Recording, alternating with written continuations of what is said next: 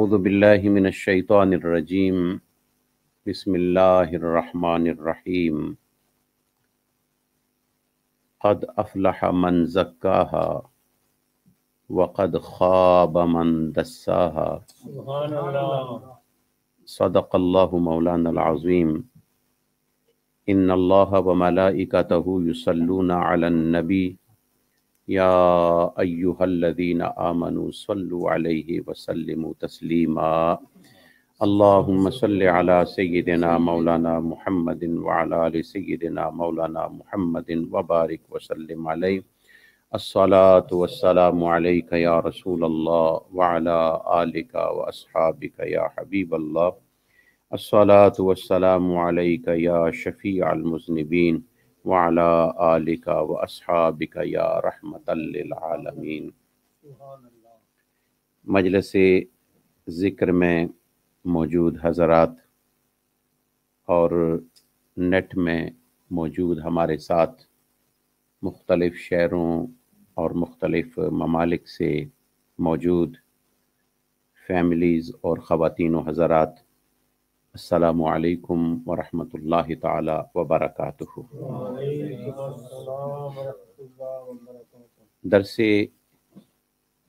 مثنوی میں آج ہم نے مختصر سا ایک میسج رکھا ہے، نفس اور تزکیہ نفس. سبحان اللہ. سبحان اللہ. اللہ سبحانہ و تعالی نے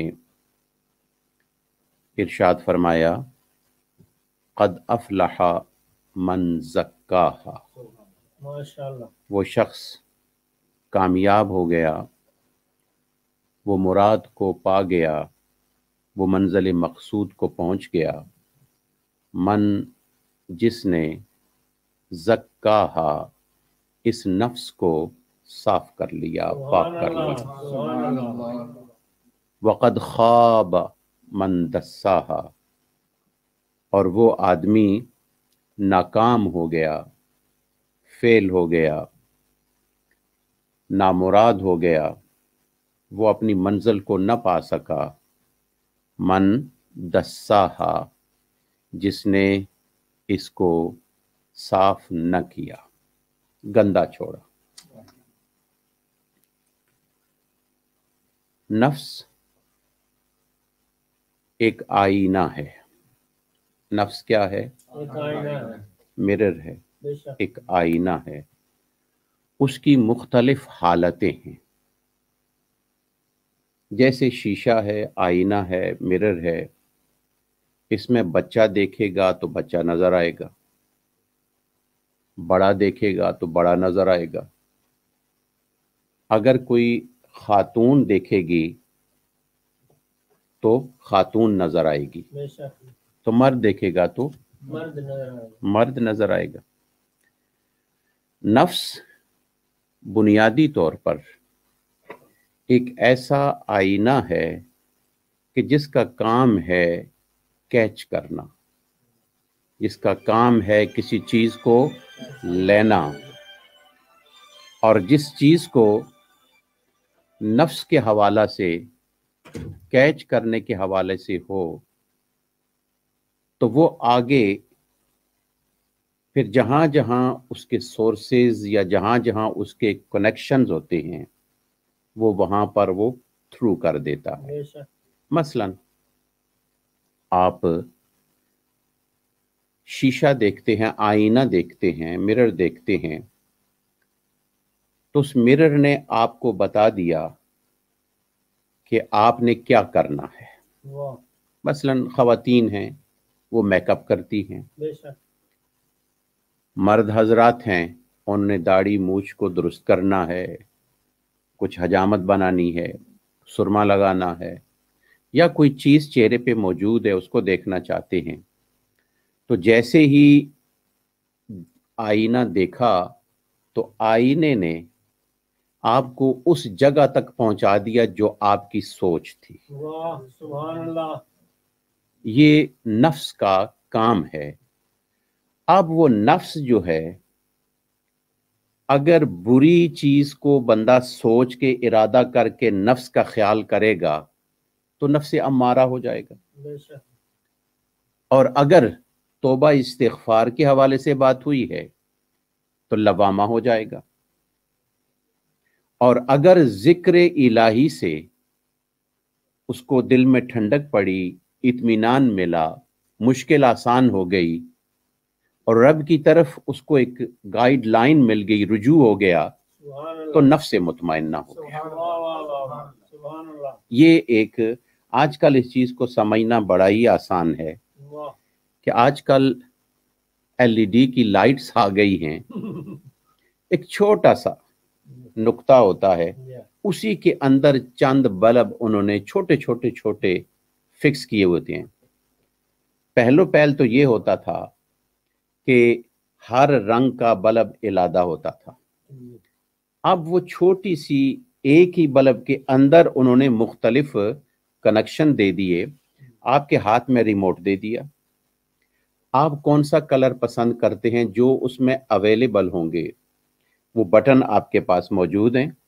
सुर्ख चाहिए तो सुर्ख को दबाओ, सब्ज चाहिए तो सब्ज को दबाओ, ब्लू चाहिए तो ब्लू बटन को दबाओ। अगर मल्टी फंक्शन चाहिए तो एक बटन ऐसा भी है कि जो वो पूरी सर्कल को चला देता है। अब वो पहले तो ये होता था, ये इलादा बल्ब, वो इलादा प्लग, वो इलादा होल्डर, उसके इलादा इलादा कनेक्शन, अब ऑल इन वन कनेक्शन एक है, रंग अपने अपने हैं। अल्लाह सुब्हानहू व तआला ने चीज एक रखी और उसके मल्टी फंक्शन रख दिए, और उसके मल्टी फंक्शन जो हैं वो अब आपकी मर्जी है कि कौन से फंक्शन को आप एक्टिव करना चाहते हैं। सुभान अल्लाह। बस उसको स्टार्ट कर लें तो उसी पर आप पर जो हुक्म नाफिज होगा उसी वजह से होगा। अब मौलाना रूम रहमतुल्लाह ताला अलैह हमें समझाने के लिए इरशाद फरमाते हैं कि ये जो नफ्स की कैफियत होती है ना, इसको समझने के लिए कि जब अल्लाह की तरफ से हमारे पास ये चीज आई है, वदीयत हुई है, तो बिल्कुल साफ, शफाफ और इस तरह साफ था कि पॉलिश किया हुआ था, पॉलिश्ड था। सुभान अल्लाह। यानी आप उसमें अपना मिरर भी देख सकते, अपना आईना देख सकते थे, आईने के तौर पर इस्तेमाल करते थे, उसमें कोई दाग धब्बा कोई मौजूद नहीं, बिल्कुल इस तरह कि आप अगर मार्केट से कोई नई चीज खरीदते हैं, कंपनी और फैक्ट्री की जो पैकेज यानी की हुई है, लाइट है, कोई फोन है, कोई और चीज है, घर के इस्तेमाल की है, जब आप लेते हैं उसमें कोई स्क्रैच होता है नहीं, वो पैक होती है, और फिर उसके बाद उसकी शाइनिंग, उसकी चमक बिल्कुल साफ शफाफ होती है, अब सील बंद होती है। अच्छा, जिस वक्त कंपनी ने आपको दी है तो साफ और शफाफ। अब उसके बाद अगला क्या है, अब आपके इस्तेमाल का तरीका है।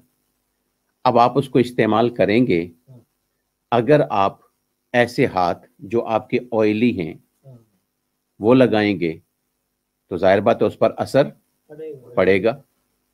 डस्ट की जगह पे काम कर रहे हैं, बिल्डिंग का काम कर रहे हैं, तो उस बिल्डिंग के असरात भी उस आपकी फोन पर या आपकी उस चीज पर पड़ेंगे। तो मौलाना रूम रहमतुल्लाह अलैह फरमाते हैं कि अगर आपके इस्तेमाल से वो चीज थोड़ी सी खराब हो जाए तो आप क्या करते हैं? आप जो उसके ऊपर चढ़ जाती है, वो ऑयल हो या कोई डस्ट हो, कोई स्टैन हो या कोई भी चीज हो, तो आप एक चीज लेकर उसको किसी कपड़े से या किसी और उसके फार्मूले से, जो स्टैंड रिमूवर है या कोई भी चीज है, उसे लगाकर उसे साफ कर देते हैं, और फिर आपकी चीज, कंपनी की जो सही कंपनी की चीज होती है, उसकी शाइनिंग में कभी फर्क نہیں آتا. صرف آپ کے استعمال کی وجہ سے وہ دھندلاہٹ سی آ جاتی ہے. اس دھندلاہٹ کو صفا کرنے کے لیے آپ دوبارہ کام کریں تو بالکل صاف اور شفاف. وہ فرماتے ہیں یہ نفس جو ہے بذات خود ایسا نہیں ہے کہ اللہ سبحانہ و تعالیٰ نے اس کو بالکل برائی بنایا ہو. نہیں، ایسا نہیں ہے. اللہ کی طرف سے جب یہ چیز سیل آئی ہے، آپ کے ہاتھوں میں ایک پیکج پہنچا ہے، اللہ نے آپ کو اولاد دی ہے، تو اس وقت اس کی آنکھیں بھی صفا تھیں، اس کے کان بھی صفا تھے، اس کی زبان بھی صفا تھی، اس کی سوچ اور فکر بھی صفا تھی. اب یہ تو گھر میں رہنے کی وجہ سے جو اثرات مرتب ہوئے ہیں وہ سوچ اور فکر نے انسان کو اس طرف کر لیا.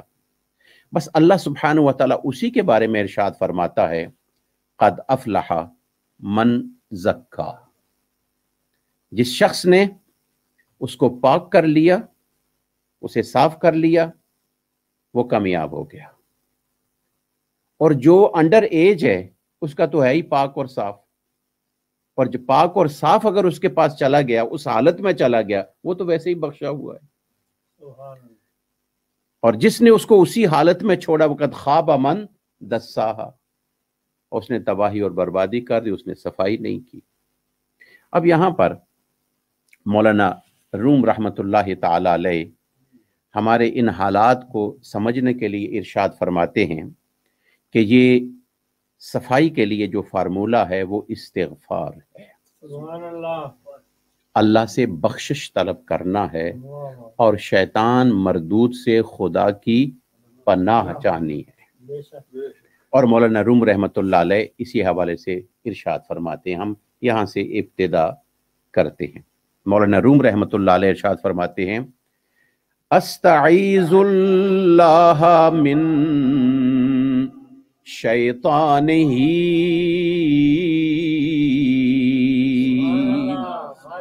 استعیذ اللہ من شیطانہ قد ہلکنا من طغیانہ. مولانا روم رحمت اللہ علیہ فرماتے ہیں استعیذ اللہ، میں اللہ کی پناہ چاہتا ہوں، اللہ کی پناہ میں آتا ہوں. سبحان اللہ. کس سے؟ من شیطان ہی، وہ شیطان کہ جس نے خدا کے حکم کی نافرمانی کی اور جس کی عبادت نے اس کو کچھ فائدہ نہ دیا. وہ شیطان جو اکڑ گیا، شیطان اکڑنے والے کو کہتے ہیں، جو ایک ماحول کو خراب کر دے، اچھل جائے، سارے سجدے میں ہوں، ایک ہی لیول میں ہوں اور ایک کھڑا ہو، اس لیول کو تو خراب کر لیا اس نے. اور شیطان اس موج کو کہتے ہیں، اس ویو کو کہتے ہیں کہ جو سمندر کے اندر چلتی ہے، سارا سمندر آرام سے ہوتا ہے، لیکن اچانک ویسے ویو آتی ہے اور سارے سمندر کے سسٹم کو تہس نہس کر دیتی ہے. جس وقت شیطان کھڑا ہوا تو سارے فرشتے پریشان ہو گئے، پتہ نہیں اس کی آزمائش ہے یا ہماری آزمائش ہے. پتہ نہیں تھا پاس کس نے ہونا ہے. یہ اپنے انداز میں کھڑا رہا کہ میں پاس ہو گیا، وہ اپنے انداز میں جھکے رہے کہ ہم پاس ہو گئے. اس نے سوچا آزمائش ہے، اللہ چیک کرنا چاہتا ہے. انہوں نے فرمایا چیک کی بات نہیں، حکم ہے، اس کی فرمانبرداری ہے. سبحان اللہ. جب جب فیصلہ ہونے لگا، مقدمہ ہوا، صفائی کا موقع ملا، کیوں نہیں جھکا تو؟ اس نے کہا انا خیر منہ. یہ جو چیز ہے نفس کے اندر جب پیدا ہو جائے، انا خیر منہ، میں اس سے بہتر ہوں، بس وہ آدمی تباہی اور بربادی میں چلا جاتا ہے. اور مولانا روم رحمت اللہ علیہ ارشاد فرماتے ہیں یہ کیا چیز ہے؟ علت ابلیس انا خیر بدست. علت ابلیس انا خیر بدست وی مرض در نفس ہر مخلوق ہست. وہ فرماتے ہیں اگر جس مخلوق کے اندر یہ چیز آ گئی کہ میں اس سے بہتر ہوں، میں اس سے بہتر ہوں، جب یہ چیز آ گئی سمجھ لو کہ وہ آدمی شیطان کا ساتھی بن گیا، اور جو انجام شیطان کا ہوگا وہی اس کے ساتھی کا بھی ہوگا. وہاں مولانا روم رحمت اللہ علیہ ہمیں حضرت خواجہ ابراہیم ادہم رحمت اللہ تعالی علیہ کے حوالے سے ہمیں وہ بات سمجھاتے ہیں. ابراہیم ادہم یہ خراسان کے بادشاہ تھے، سلطان ہیں، اور اردا گرد کی بہت ساری جو چھوٹی چھوٹی سلطنتیں تھیں ان کے بھی یہ کنگ تھے، بادشاہ تھے، ان کے انڈر تھیں، حکم انہی کا چلتا تھا. تھے بڑے عادل، نیک، اور وہ جو پروٹوکول ہوتا ہے نا جو ایک قسم کا بادشاہوں کا، بنیادی طور پر بھی انہوں نے رکھا. مزاجن یہ بڑے سادہ تھے، جو ضروری تھا وہ تو تھا پروٹوکول. وہ فرماتے ہیں کبھی کبھی کسی وقت جب پریشانی ہو جائے تو ایک رباب رکھا ہوا تھا، وہ بندے کو کہتے ذرا تھوڑا سا اس کے تار چھیڑو، اس کے تار تھوڑا سا ہلاؤ، اس تاروں کو حرکت دو تاکہ میرے ذہن کے اندر جو سوچ، جو فکر، جو کیفیات ہے وہ جو ہٹے اور میں تھوڑا سا تعلق جوڑ لوں. سبحان اللہ.